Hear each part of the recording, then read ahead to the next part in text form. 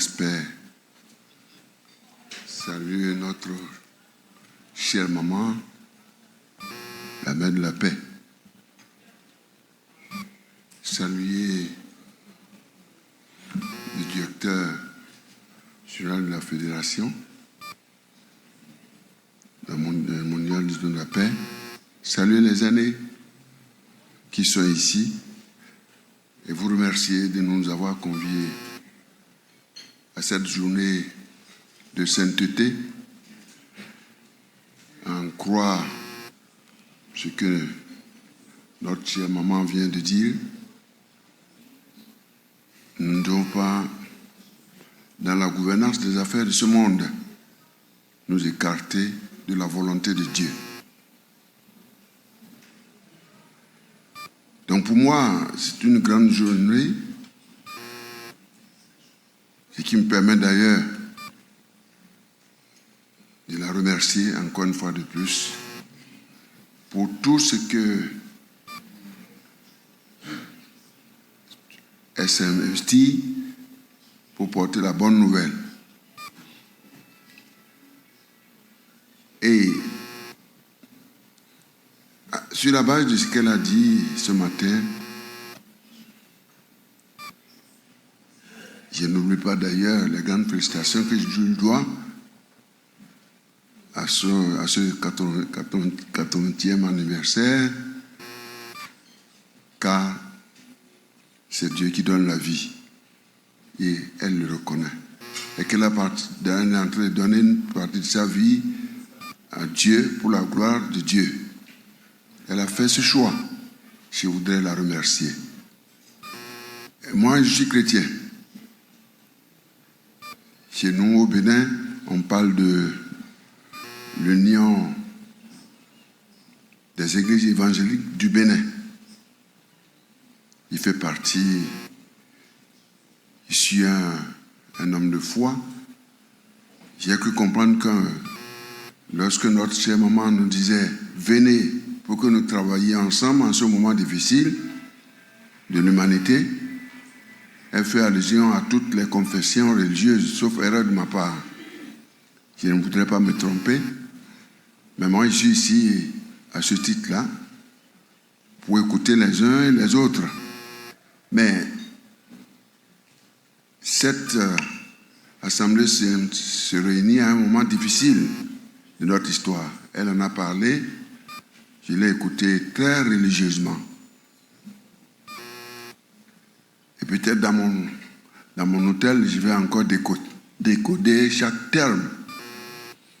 Je voudrais, Monsieur le Président, je ne voudrais pas abuser de votre temps puisqu'on m'a dit que je vais assister à un atelier à 17h, mais je vais prendre quelques petits mots seulement et camper attirer votre attention puisqu'elle dit qu'il faut qu'on travaille pour la paix dans le monde. Sans la paix, il ne peut y avoir de développement. Il ne peut y avoir, on ne peut pas atteindre la destinée que Dieu le Père Céleste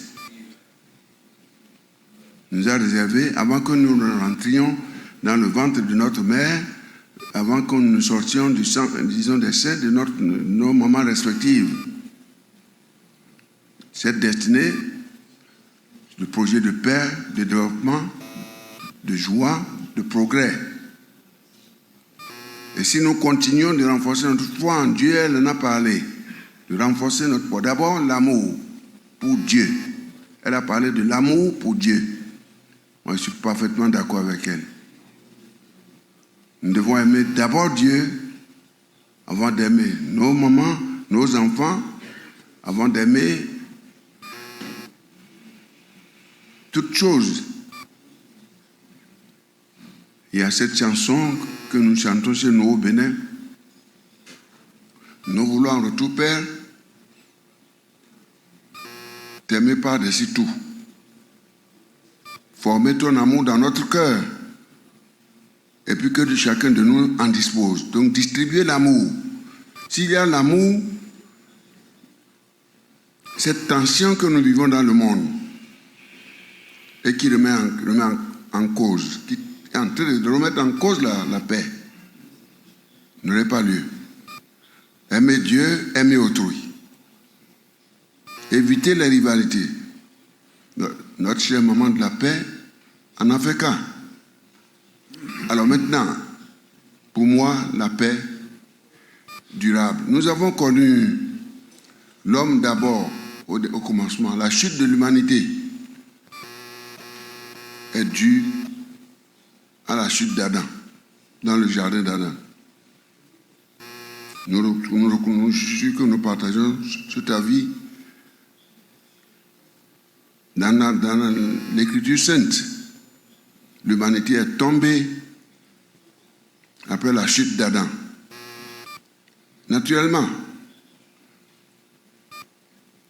compte tenu de l'amour, que l'amour a pour nous, il a reconnu, après la chute d'Adam, il a reconnu dans Genèse 2 qu'il regrette d'avoir créé l'homme. Il regrette d'avoir... Dieu a dit ça. Parce qu'en nous créant, il a créé le diable. Et il dit à chacun de nous de choisir. Soit nous choisissons le diable, incarné par Lucifer, soit nous suivons son chemin, qui est amour, qui est paix, qui est joie, la bénignité, le partage, l'humilité, la tranquillité, le silence, la confiance en lui. À nous de choisir. Il y a eu un combat terrible au ciel, mené par les anges de Dieu contre Lucifer, avec Michel l'archange. Donc Lucifer finalement s'est retrouvé sur la terre. Et a décidé de narguer Dieu en prenant alors, en occupant notre cœur, le cœur de l'homme. Donc d'où la chute du jardin d'Adam, à travers Ève et Adam. Chers bien-aimés, nous ne sommes pas là pour abuser de votre temps, puisque, et non plus pour prêcher. J'ai voulu camper cette situation en disant comment. Chez nous, notre vision, la Sainte Écriture que nous suivons, nous disons que Dieu a dit, lorsque Adam est sorti Dieu a chassé Adam du jardin, alors que c'était la paix durable, éternelle, qui a été remise en cause par le diable. Naturellement, la suite est connue.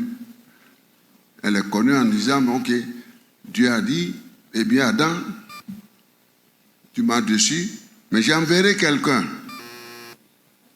qui fera ma volonté et qui montrera. Pour nous, c'est Jésus-Christ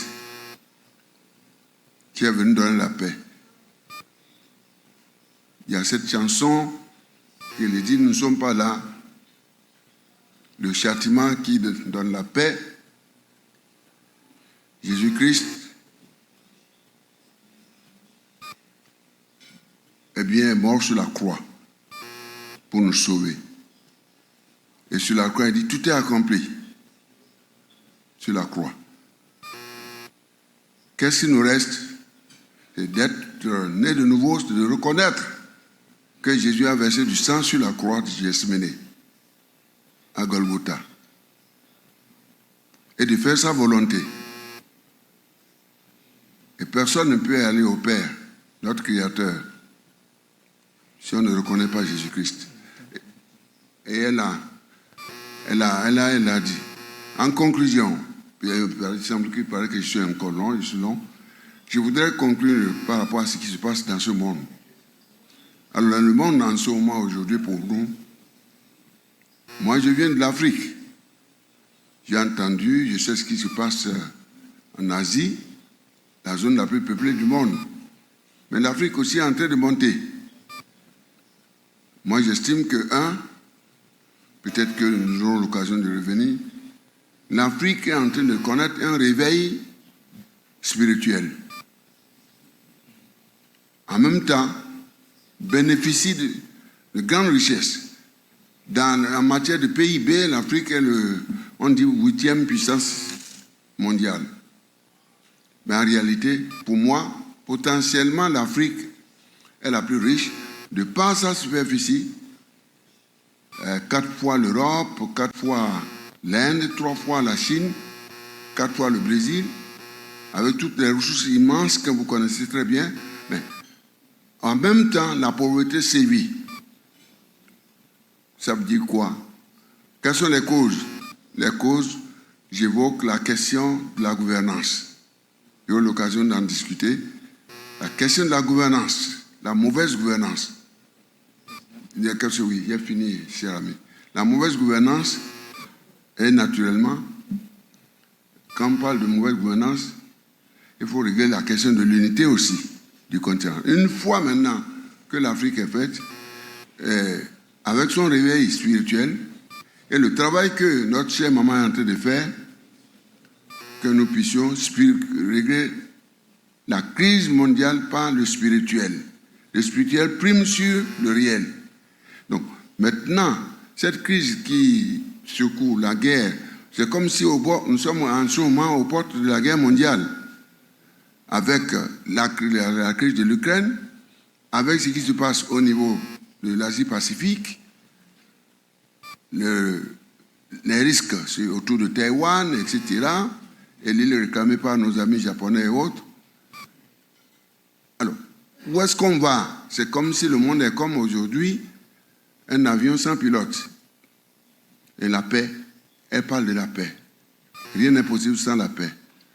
Mais la paix durable, la paix même n'est pas humaine.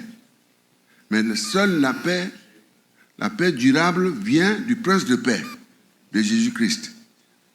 Et donc, en conclusion, c'est que, pour moi, ce qu'elle est en train de faire, il faut que nous travaillions ensemble pour qu'il y ait des sommets spirituels. Une fois que ces sommets sont faits, nous allons pouvoir trouver une solution. Les problèmes qui se posent aujourd'hui, comment organiser la paix durable sur la crise de l'Ukraine pour éviter une troisième guerre mondiale. Comment régler la question de la réforme des institutions de Bretton Woods. C'est inconcevable. Il y a 5 puissances, et naturellement qui s'affrontent, et autres. Alors, nous considérons que l'Afrique, pour nous, moi je viens de l'Afrique, l'Asie est encore plus puissante. L'Afrique, avec ses ressources, avec son réveil spirituel, eh bien, l'Afrique, c'est avec elle, il faut compter avec elle. Et que les réformes des institutions de Bretton Woods se fassent du point de vue de la démocratisation de l'humanité au Conseil de sécurité, la réforme du Conseil de sécurité, que ça se fasse. Et si c'est avec l'aide du Saint-Esprit, avec le travail qu'elle est en train de faire, que nous tous nous retrouvions et que les sommets que nous organisons soient aient une dimension spirituelle. Voilà ce que je voulais dire. J'ai un gendarme derrière moi qui me dit qu'il faut autre chose, mais je crois que j'aurai l'occasion peut-être d'approfondir les choses. Et j'espère que j'ai dit un mot là-dessus. Effectivement, le monde est malade. Je vous remercie. Et merci à notre chère maman. Et que Dieu lui donne une longue vie pour que nous continuions toujours d'aimer Dieu, parce qu'elle insiste beaucoup. L'amour pour Dieu, l'amour pour autrui. Et que chacun ne se croit pas au-dessus. Les rivalités aujourd'hui qui se font aujourd'hui, il faut absolument qu'on mette fin et qu'on travaille ensemble pour une paix durable dans le monde. Je vous remercie.